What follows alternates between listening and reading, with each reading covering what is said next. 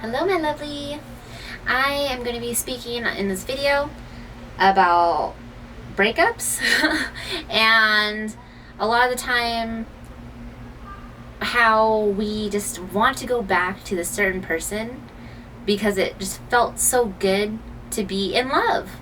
It felt good to be loved or in love with someone.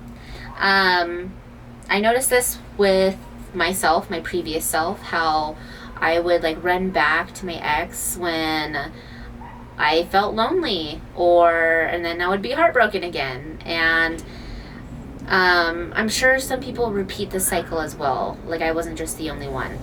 And I guess I want to ask you is do you really miss this person? Say this person was not great for you. This person could have been really fucking toxic. Point blank simple. This person could have been really toxic for you. However, you felt loved in this relationship. You liked it. You liked the chaos.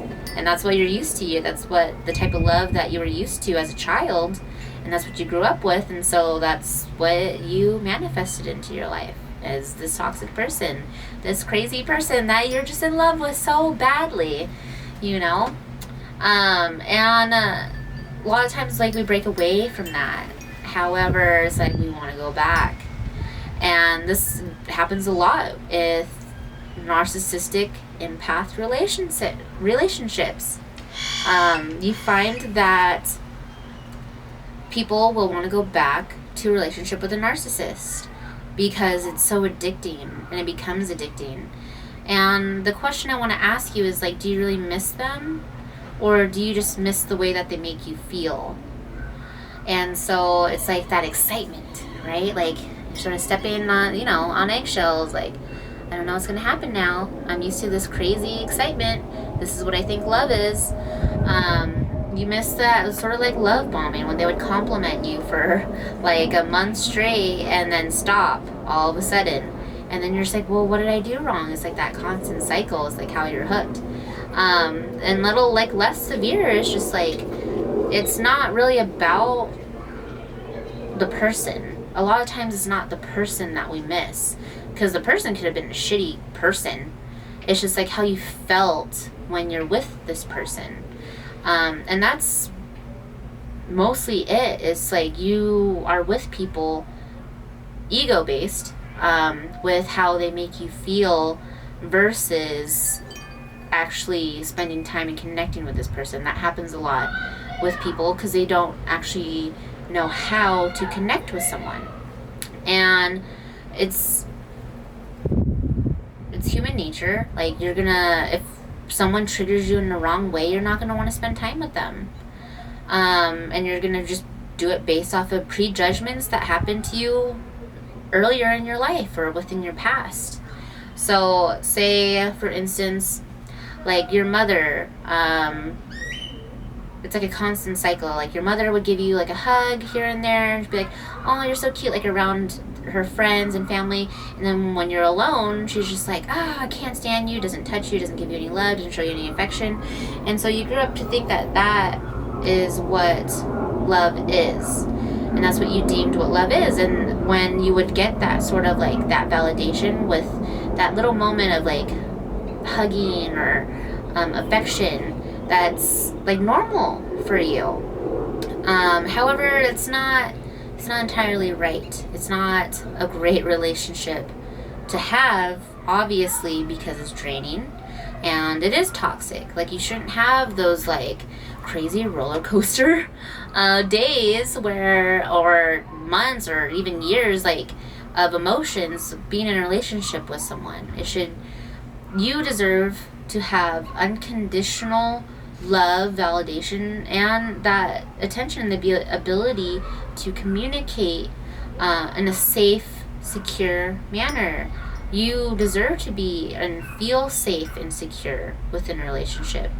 It shouldn't be something where you have to fight for, or you have to sort of guess what's going to happen, because you don't know what's going to happen that day. You don't know what type of mood this person's going to be in. It's really important to grasp that too, and to really stick to your guns and to hold your ground when this happens, so that you don't keep ending up in the same cycle. You have to like higher your standards with your relationships with people. And you have to, it takes time. Like, honestly, to get to know someone, you need discipline and you need time. And when it comes down to it, you have to have the courage and the ability to say no to all of the things or people that are not serving you, and to say yes to all the things that are. And it takes discipline, because it's like, oh, well, they're loving me right now. They sent me "I miss you" text, and I miss them too. And then that's like that instant gratification right there. That's that, like, okay, like, I really want this right now because I want it right now. However, it doesn't work in the long run. And thinking long term, you have to look at things from consistency. Like, how consistent is this person being with me? Have they really changed or transformed or whatever have you? Have they really been working on themselves to make an issue right? Or is it a repeating pattern that you see happening every 1 to 3 months? And if it is a pattern that happens, like, even weeks, if it happens again and again and again recurringly, then that just goes to show that the person is not willing to change. They're not willing to. They're not going to.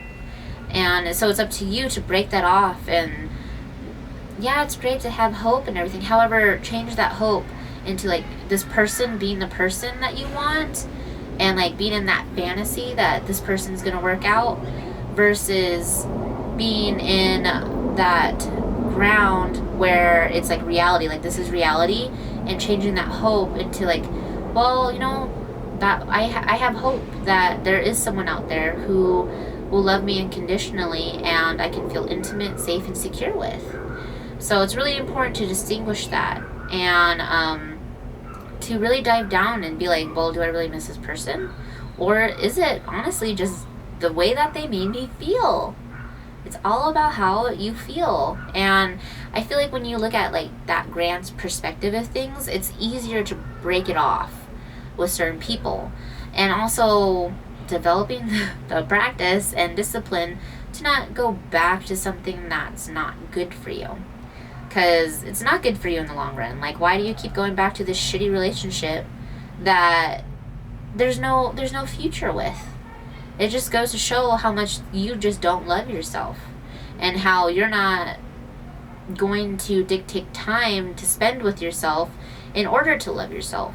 And it shows that you don't have much self-worth or self-value either, because you keep putting yourself into shitty situations when you should be loving yourself. Like, all the time you spend loving and giving to this other person, or wanting to give to this other person, you could be turning that inward and give all of that love to yourself and start loving yourself and bringing that inward, so that other people can start seeing that as an inspiration, and also for you to see that, you know, you are worthy of unconditional, safe, secure, intimate relationships.